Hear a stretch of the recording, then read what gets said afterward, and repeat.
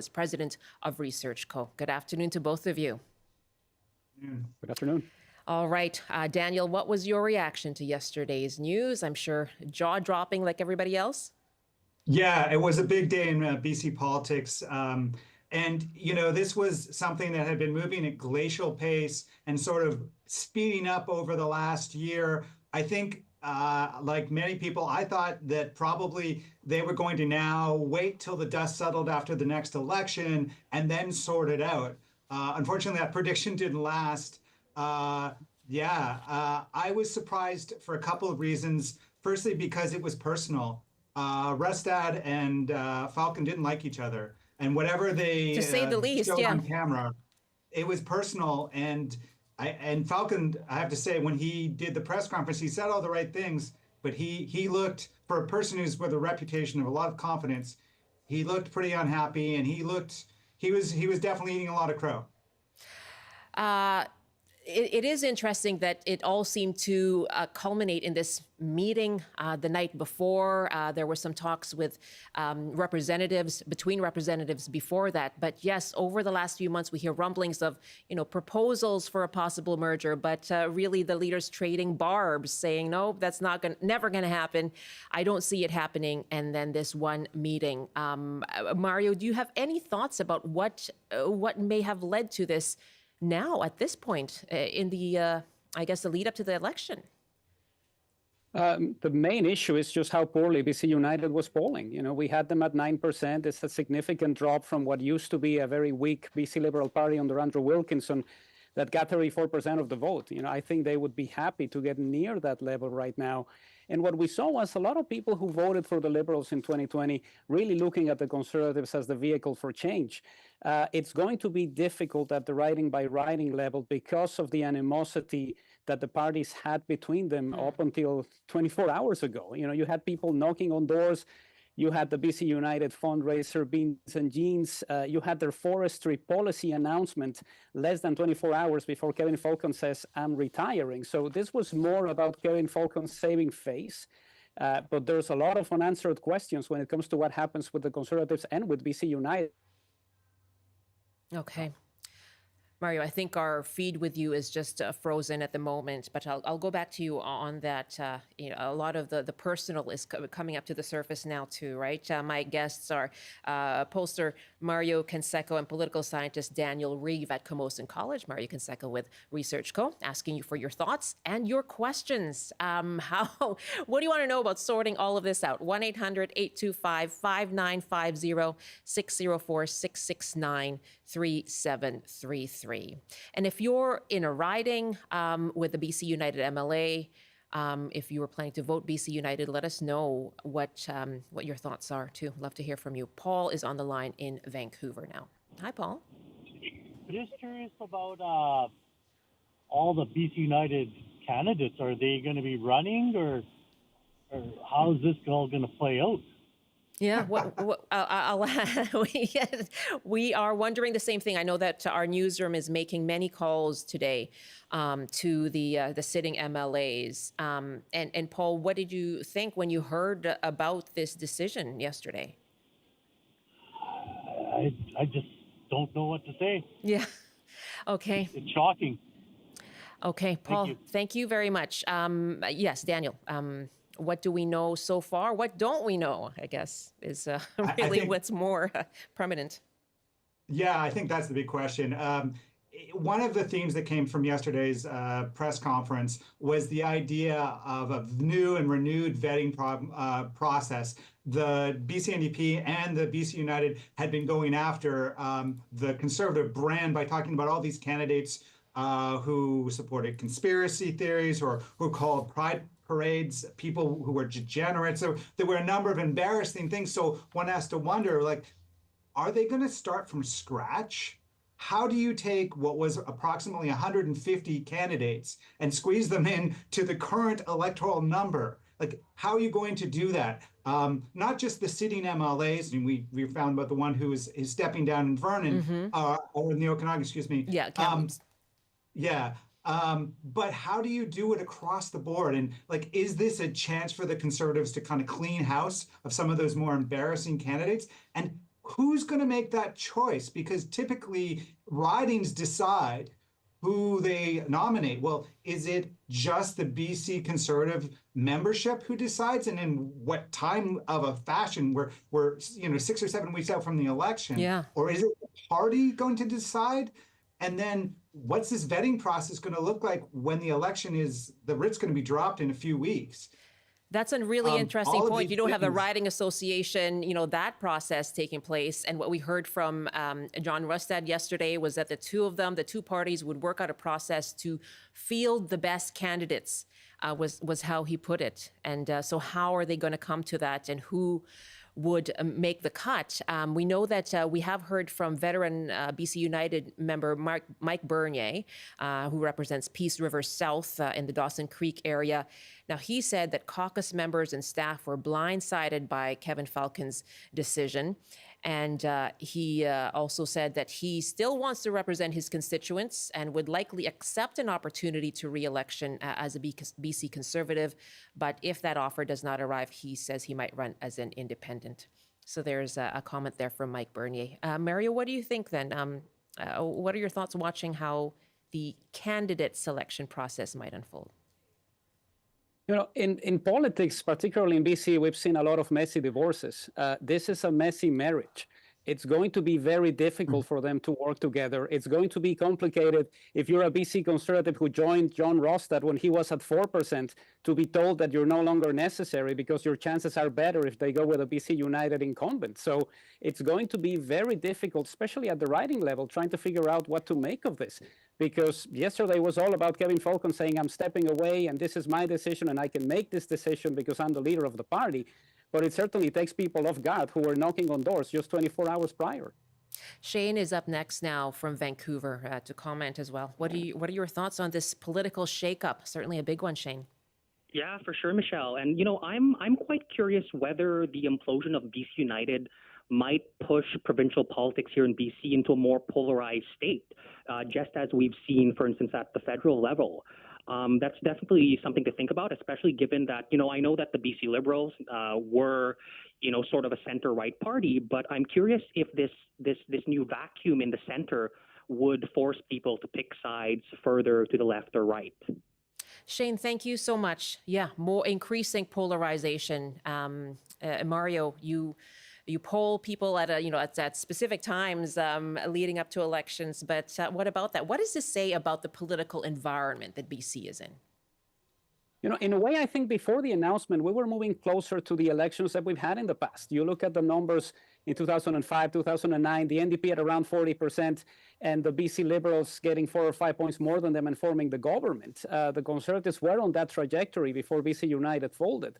And what we have is a situation that is similar to the ones we had in the past. What is going to happen with the Green vote? Are they going to hold on to their base of support in southern Vancouver Island? But this is in essence a return to the way in which politics has been done here for a while. And we see a little bit of that in the rhetoric of the campaigns.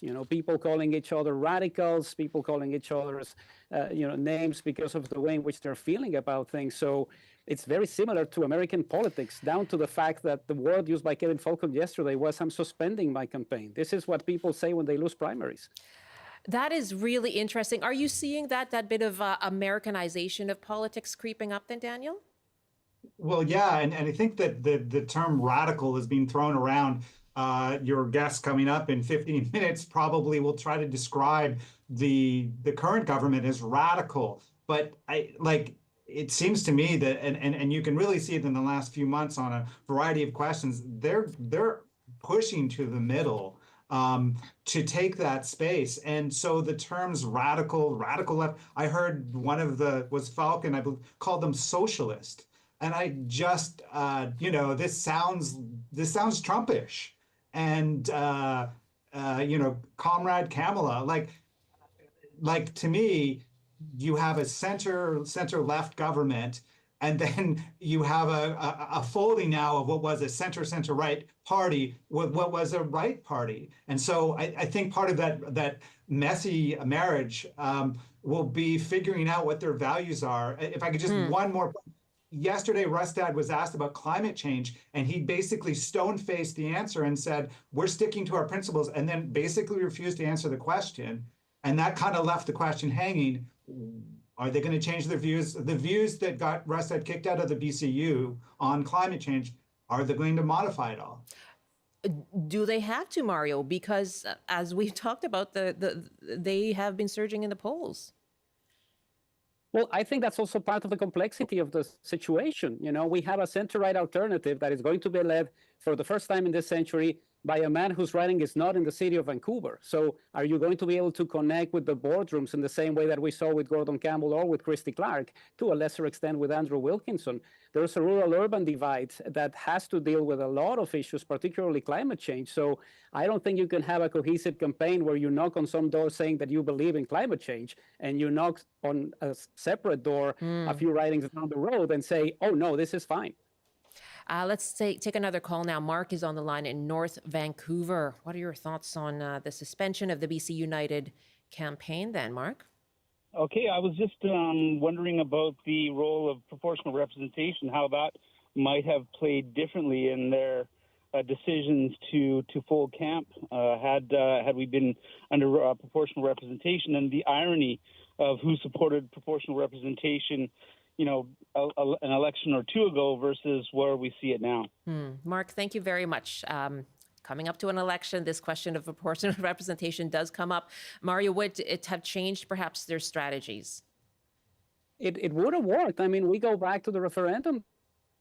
You know, BC Liberals said this is pointless, we shouldn't do it. The BC NDP didn't really want to do much about it either. So this is why we never did it. Yeah, but the referendum was not passed, right? It was British Columbians also turned it down. Absolutely. I think that's also part of the complexity. Yeah. Daniel, you were nodding there. Yeah, I think that the part of the referendum on electoral change was that and it was more BC Liberals at the time were opposed to it, although both parties have an interest in the current system, is that they made it sound like it was the most complicated thing in the world. Whereas anyone who is a football fan will know that actually fantasy football is the most complicated thing in the world. And they made it seem out of reach. But I think that every time we come to this situation where we have a third party or a fourth party, and they're just going to, with 10% of the vote, they're not going to win a single seat. That issue of representation comes up in British Columbia. We talked about language earlier, adopting terminology from the United States. Is part of this, easily digestible words? You have the Conservatives, and they would also say, we've heard on from analysis and callers here as well, saying, that is part of the popularity has been this conflation with the federal Conservatives. BC United changed their name because they didn't want to be confused with the federal Liberals. How much has the language and the names of the parties played a role in this? There was some speculation yesterday that perhaps it was the change of the to BC United that's kind of helped along the demise of the party. Daniel? Yeah, I think it really started, like there was a by-election here in Langford a little over a year ago, just Horgan's old riding.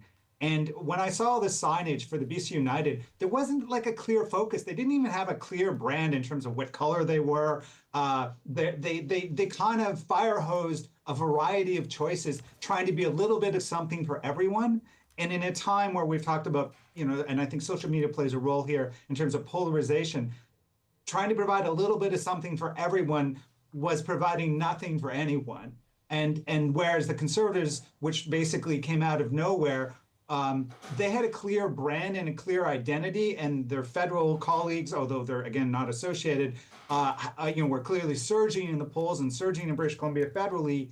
They provided that clarity that I think a lot of center-right and right voters found. Oh, that's clear. I know where they stand, and I know, it's not the mushy middle.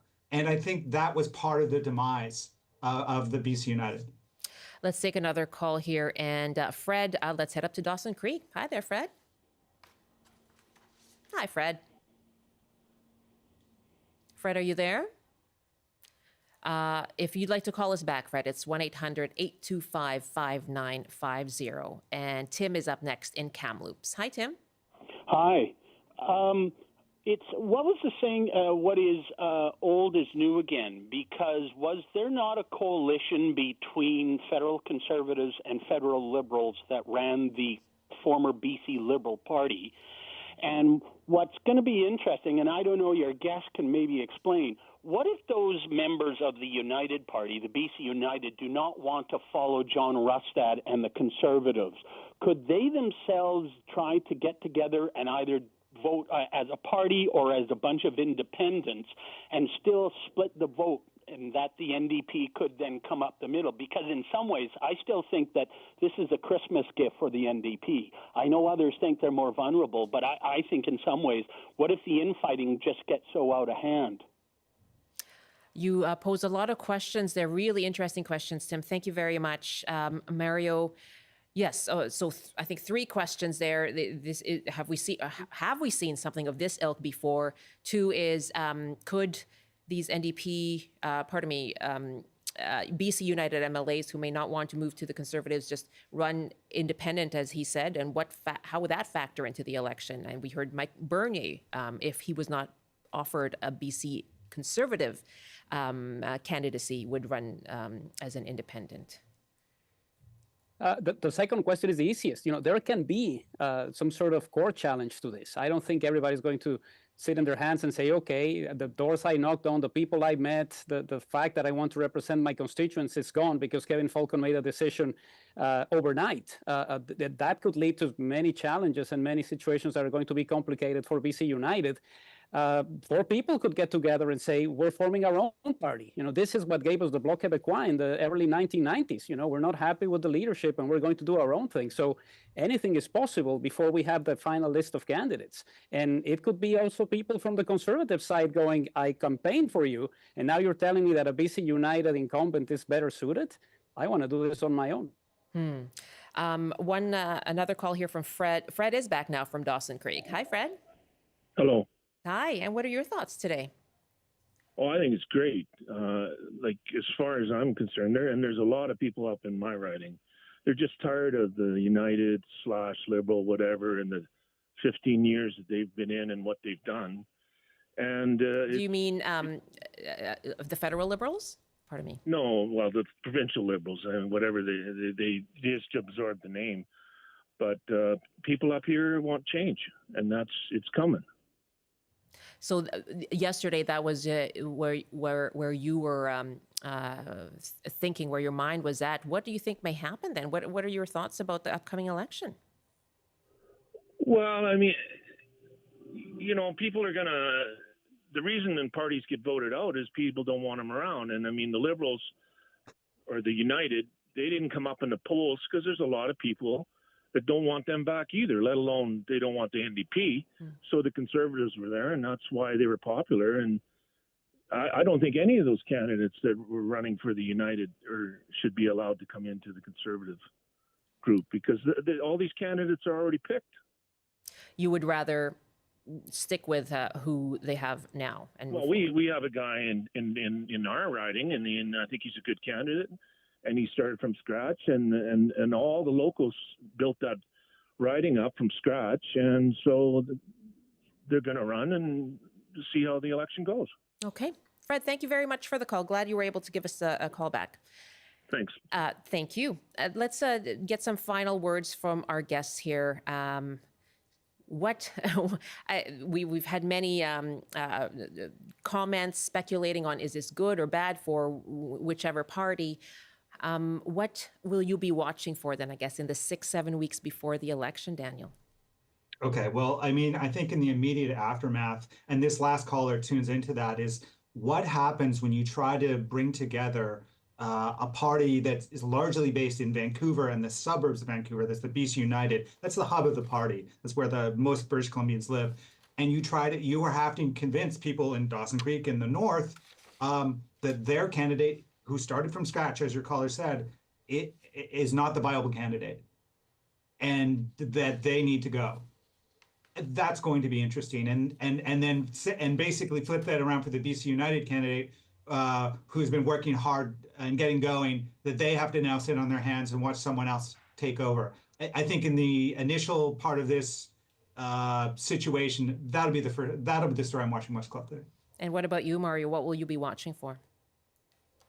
I think the rise of the federal Conservatives in BC has been nothing short of just shocking when you compare it to the numbers that we had with Stephen Harper. You know, we have Pierre Poilievre at 50%. Harper never got those levels, and he was forming governments, one of them a majority in 2011. So that name recognition and the name that the fact that one of the parties is named Conservative certainly helps. I think we now have a contrast of visions. You know, the fact that BC United is no longer going to be involved in this certainly puts the onus on David Eby to say this is why you should stay the course, and on John Rustad to say this is why you need to elect me as your premier. Elections are about emotional connection. Whoever is more successful at this will form the government. Really good to have you both as we sort through all of this right now. I'm sure we'll have another discussion again soon. Thank you for your time. My pleasure. Anytime. Thank you. Daniel Reeve is a political scientist at Camosun College. Mary Conseco, president of Research Co.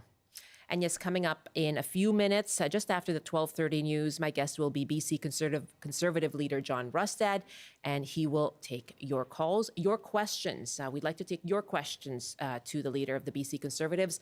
Our number is 1-800-825-5950, 604-669-3733, or you can just hit pound 690 on your cell phone. It's 12:30 now, time for a CBC News update, and here's Robert Zimmerman. Good afternoon. A strike is set to halt Handy-Dart transit services next week after the workers' union issued strike notice. The company says it's disappointed staff rejected its last offer that was made after 9 months at the bargaining table.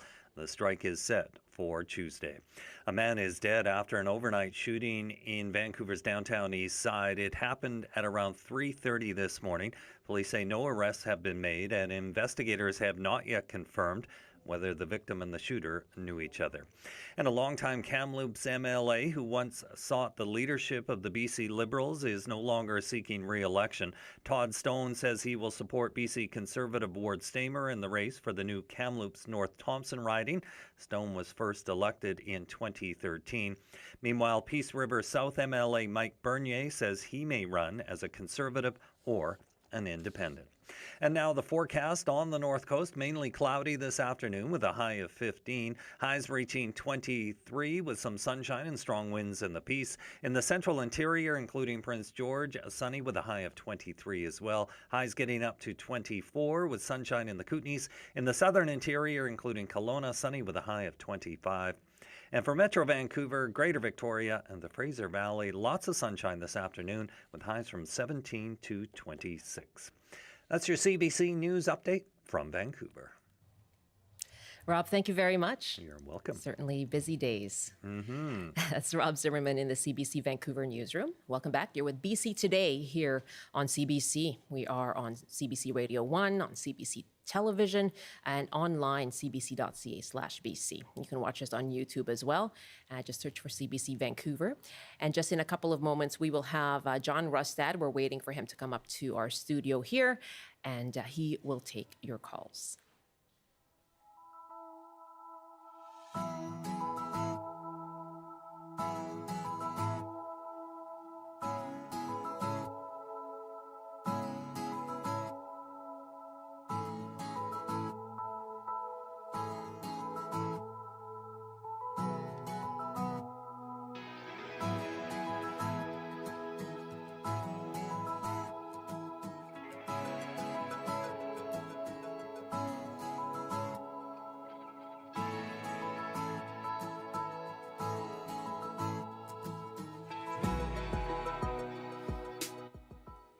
Well, yes, yesterday was a day that will likely go down in BC political history. BC United leader Kevin Falcon announced he was suspending his party's election campaign. He was in turn endorsing the BC Conservative Party and its leader, John Rustad. You'll recall that in 2022, Falcon himself had booted John Rustad out of the BC United caucus for his comments regarding climate change.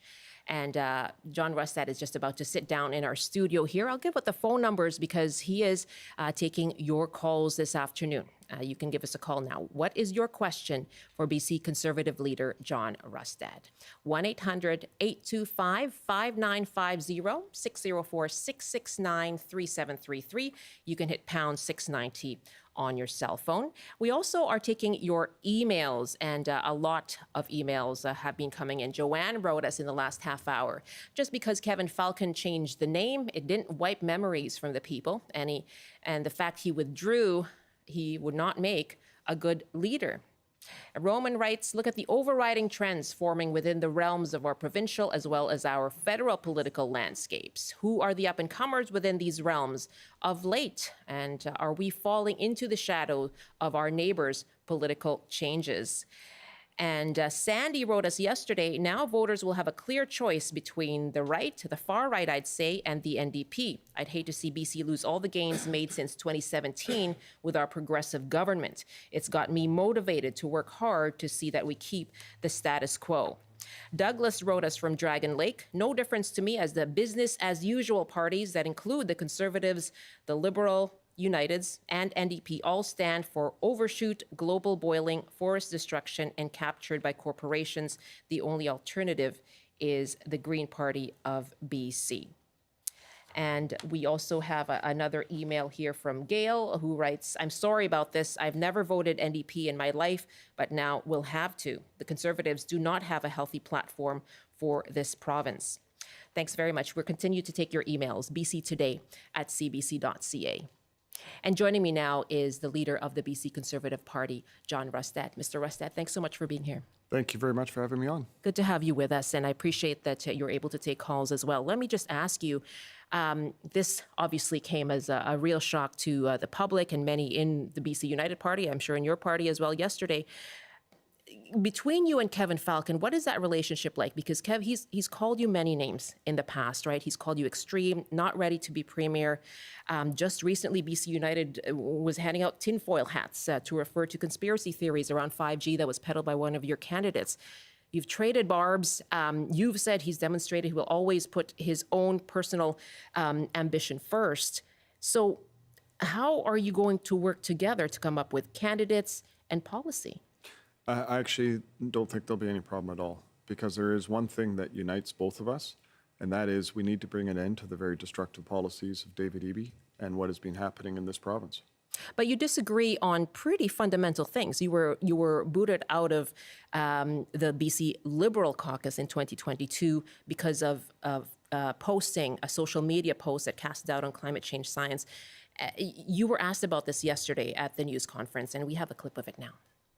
Your relationship broke down a couple years ago over party discipline and climate change. So, Mr. Rustad, are you moderating your views on climate change? Do you still believe it's not a crisis and that the science suggesting we're causing it is false?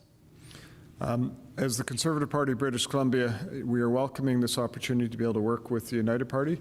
As I have said all along, we're not changing our principles and the values that we stand for. We're going to continue to fight for what we think is right for the people in British Columbia. What does that answer mean? So when you look at it right now, 1 in 3 people in this province are looking at leaving British Columbia. Because of climate change? 1 in 3 people can't live in this province, and they were looking to try to build a future. 1 in 2 youth are looking to leave British Columbia. There's a problem in British Columbia. It is unaffordable. You can't find housing. We have a huge problem with drugs and with crime.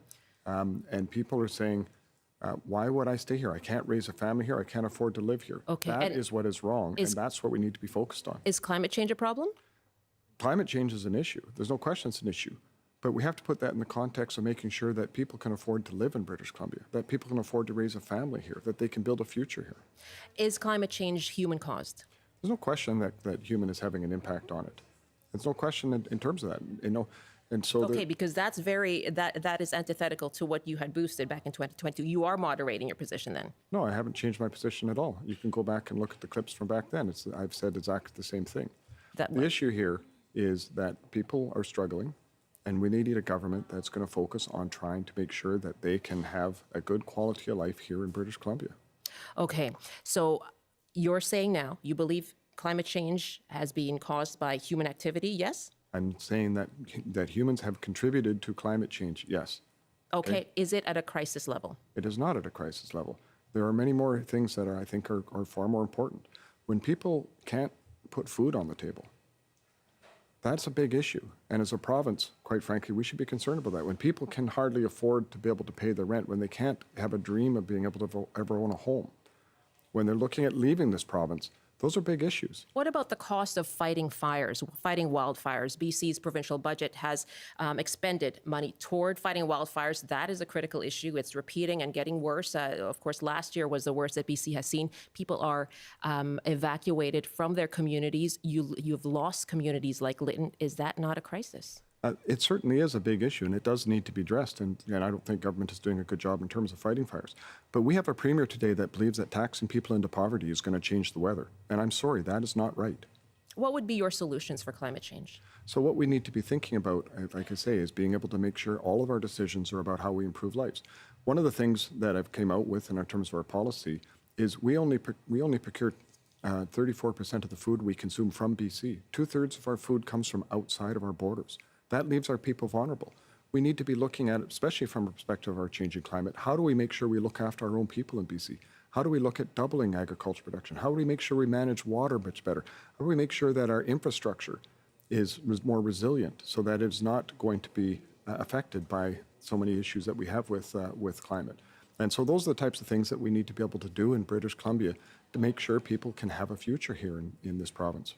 John Rustad is with me, leader of the BC Conservative Party, taking your calls. 1-800-825-5950, 604-669-3733. What is your question for the leader of the BC Conservatives? Finn is on the line in Surrey. Hi, Finn. Hi. Welcome. What's your question? So my question for Mr. Rustad is, in light of BC United bowing out of the race, you've been quick to describe the Conservatives as a big tent party for anyone who disagrees with the NDP. So my question for you, is there room for folks in the party who may have disagreements with the NDP, but believe in the importance of addressing the looming threat of climate change, believe that LGBTQ citizens of all ages should be treated with dignity and respect, or that COVID doesn't come from 5G towers? Because frankly, all I've heard from the statements from yourself and the party are a complete capitulation to the most far-right and conspiratorial fringes of the province. Has anything really changed with your party?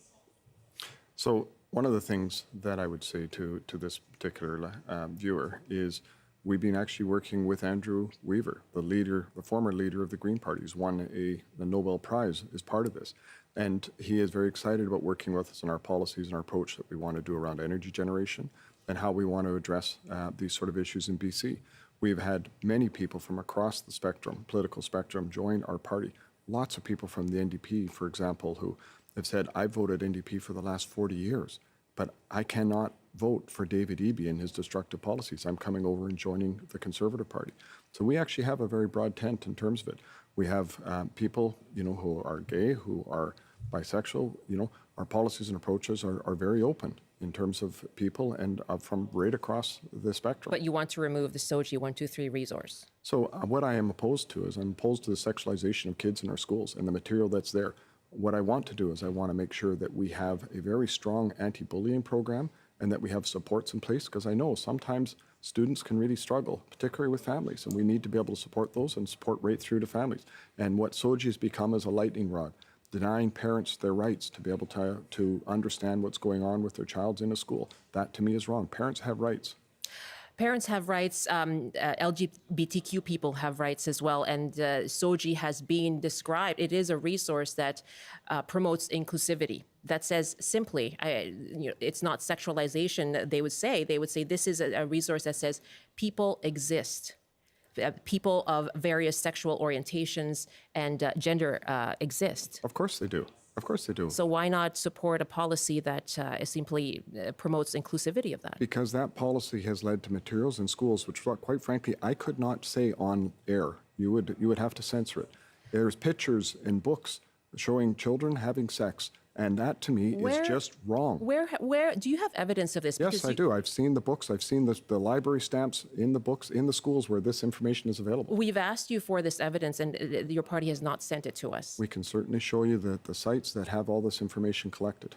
Okay, we would like to do that in order to be able to see the evidence to back up your claim. For example, there's a group in Surrey that has tried to recall the education minister that has a tremendous amount of that material available. And so all you have to do is have a look at that site, that alone. We'll give you all that material that you need to see.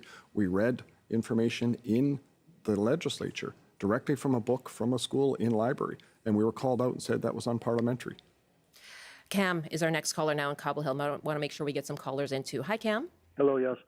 Yeah, I'm a placer miner, and I plan to mine this year, but needless to say, it isn't happening because I've waited nearly a year for permits. The Minister of Mines I've sent letters to. I've gone to the Parliament buildings with letters, get nowhere. And a lot of this is driven by an indigenous agenda. The NDP tried to has given away like the Queen Charlotte's, Banks Island, Zabellis, and they've gone after all this stuff. Do you I mean think this has to be rolled back, and it's cost me hundreds of thousands of dollars. I think we have to be more like. What's your question? I'm getting. I can't do anything. I can't do anything, and I can't find out from the mines minister. I can't find out from anybody if this is indigenous driven, because everything with the NDP is driven by non-disclosure agreements. They won't talk to me. I can't do anything. I'd like a comment from your guest. Okay, Cam, thank you very much for the call. Thank you, and this is a real problem. Permitting in British Columbia has frozen up. In the forest sector, for example, up in my area, BC Timber Sales has 2 million cubic meters of wood that it could put out on an annual basis. It's been 3 years they haven't issued any permits.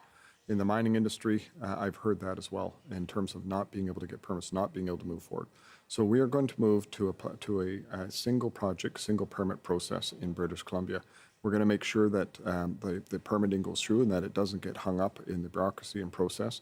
We're going to make sure that people have an opportunity to be able to go to work in this province. Alexis is next in the Slocan Valley. Hi, Alexis. Hi. Thank you, Mr. Rustad, for making yourself available for questions here, first off.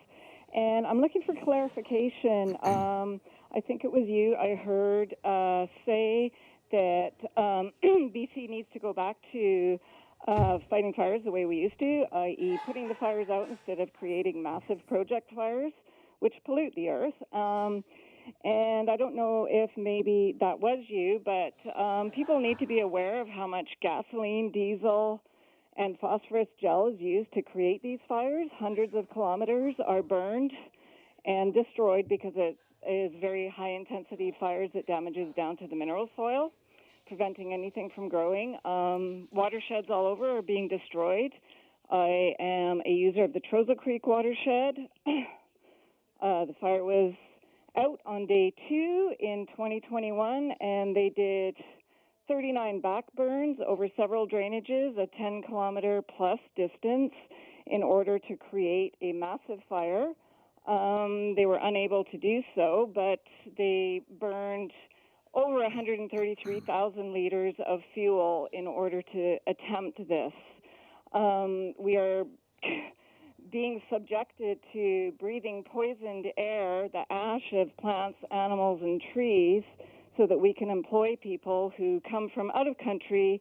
It's on taxpayers' dime. They're all expenses paid to come here with guaranteed 80 days of work.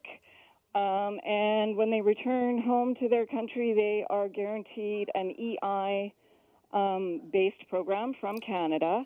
And they are employed over local subcontractors. Okay, so Alexis, you're talking about these burns, right? Is that what I'm? The Land Fire Service is continually saying we have been too good at putting out fires, and we need to go back to being too good at putting out fires. And I hope that's part of your mandate. Okay, thank you, Alexis. So I'll give you a couple of examples. I was just up in Smithers a few weeks ago, and a wildfire broke out in an area up in the mountains.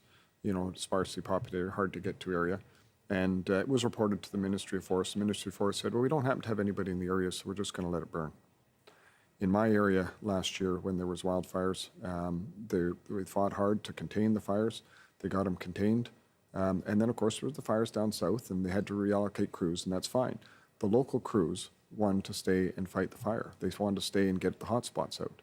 And government stood them down and said, no, you're not allowed to do that. The winds picked up, those fires jumped the guard, and people lost buildings. To me, the way we are fighting fires in this province is wrong. We need to be taking a very different approach. But it's also important to know that the landscape has changed, both because things are warmer, but also because we got very good at putting out fires back in the 50s. And that allowed trees to get a lot older than they normally get. The fuel loads have built up. And so when you have fires, you have very big fires. And so we actually need to look at using fire as a tool on the landscape, but there's many other things we need to do to be able to change and have a better opportunity to be able to reduce the impacts of wildfires in BC. Alexis, thank you. And Colton is next at Campbell River. Hi, Colton. What's your question for John Rustad? Hi, John. Voter in Campbell River here. I have a question about, honestly, the makings of your party, because we've seen this time and time again in British Columbia. We've seen the social credit move to the BC Liberals, and now we've seen the BC Liberals obviously have a very botched rebranding go to BC United, and now the Conservatives are the big guy in the room and a huge contender for the next government in this province. But my question is that it's been so ugly over the past few weeks and even years between your party and Kevin Falcon's party.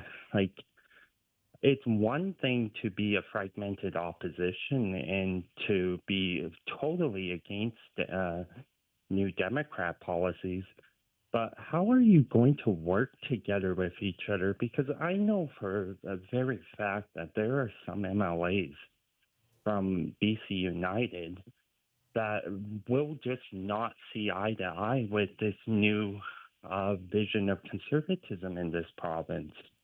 A lot of people are looking at this, frankly, the way Alberta united their conservative parties.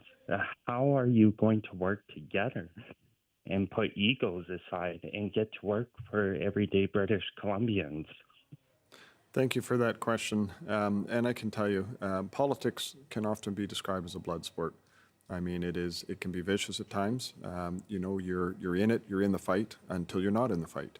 And that's what happened with Kevin Falcon. And when he decided that he was going to stop with his campaign, he was going to suspend the campaign, he came over and said, let's figure out how we do this together. And I said, yes, I'm in agreement. Let's figure out how we can do this. So, I mean, I've worked with Kevin from 2005 to 2013 when he was in government. I've talked with Kevin numerous times when he was outside of government. And I'm not going to have any problem with working with him. I don't hold any grudges against anybody, including, former colleagues from that party. So I don't think there'll be any problem. There is going to be some that may not want to be part of organization. I understand that. And that's the way politics can be. But we are a very large organization, and we're very welcoming for people right across the political spectrum. Mr. Rustad, really appreciate your joining us and taking calls from our audience. Thank you. Thank you very much for having me on today. Take care. Have a good day. John Rustad is the leader of the BC Conservative Party.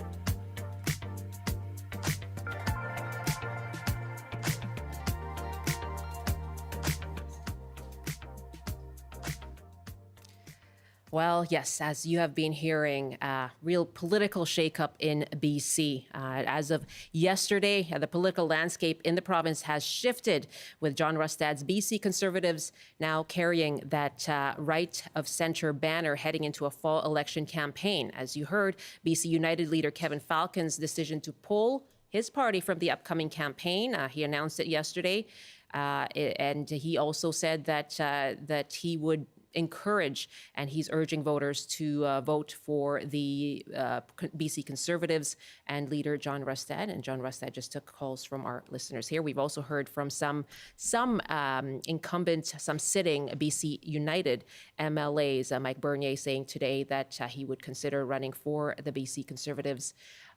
or as an independent. And we also heard from Todd Stone earlier today as well. But a lot of comments being shared today as well. And we're also seeking more comment from BC United MLAs today. Karen Larson is a CBC reporter, and she joins me now. Hi, Karen. Hi, Michelle. Well, tell us more about what you've learned.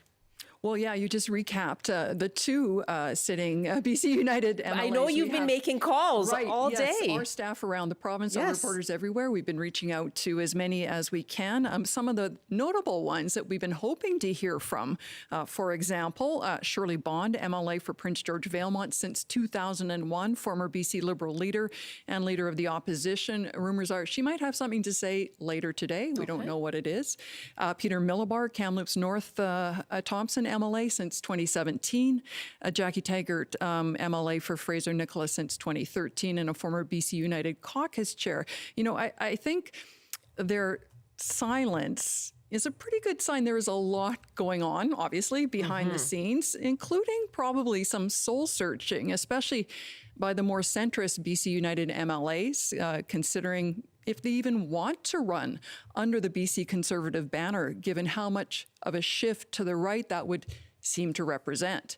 And don't forget the tension and animosity between these two parties, BC United and BC Conservative, in the lead up to yesterday's announcement. How does that set the table for how this collaboration works moving forward? Interesting bit of information uncovered by CBC legislative reporter Katie DeRosa earlier today in an interview with Angelo Isidoro, who's the executive director of the BC Conservative Party. Isidoro told Katie that the two leaders in parties did not discuss policies in the meetings leading up to yesterday's announcement. So, for instance, they did not discuss whether the BC Conservatives would adopt the tax break that was promised by the BC Liberals. And BC United didn't ask if the Conservatives would moderate any of their views on some of those more controversial issues that you've already talked about here today, climate change, SOGI 123 being two of those. Yeah, speaking with John Rustad earlier, and I realize this is all developing as we go through the day here, Karen. And yes, why don't we go through? I did give a bit of a taste of what we've heard from Todd Stone and Mike Bernier already, but perhaps you can just go into that a little bit more. Right. Well, Todd Stone, MLA in Kamloops South Thompson, announcing he will not be running in October's provincial election and that he is endorsing the Conservative candidate there. And Mike Bernier, Peace River South MLA since 2013, he talked yesterday about being blindsided by his party's announcement. Bernier, a former education minister who, by the way, he was the one who introduced SOGI 123 into BC school curriculums. And so, as you said, he is apparently considering his options, including perhaps running as an independent. It's interesting. He says blindsided there. I watched the clip of Todd Stone, and he was getting fairly emotional there. Little shakiness in his voice. So yeah, a lot to process perhaps for these MLAs today. Well, sure. The big question, right, and you've been talking about it, is this process that Falcon and Rustad kept referring to yesterday and again today. How will they come up with a final unified slate of candidates? Who gets nominated to run where? The promise was that the vetting process would be more rigorous than the Conservatives had previously achieved on their own, and that it would be a collaboration between BC United and the BC Conservatives. How exactly is that going to work? It really feels like the Conservatives are the one in the driver's seat now after Falcon's capitulation, some might call it. We've heard John Rustad just now and earlier say, while he is open to considering policy ideas from BC United, his party will not compromise their values and principles. And one final thought, Michelle, any way you look at dozens of candidates are going to lose their candidacy. Here's the math. There's 93 ridings in BC. Before yesterday, the BC Conservatives were running 83 candidates. BC United were running 57 candidates. That means the number of candidates who will lose their endorsement is 47. Sitting BC Conservative MLAs, there's 5 of those. Sitting BC United MLAs, there's 23. And of course, there's an even bigger question about whether BC United survives as a party after this, or whether there's going to be a new party that emerges to occupy that void that's been left in the center right. Yeah, and a lot of calls being made to former BC Liberal MLAs to reflect on that too. Karen, thank you so much. I know you're busy on the phones, all the memes of reporters yesterday, right? Live shot into the news.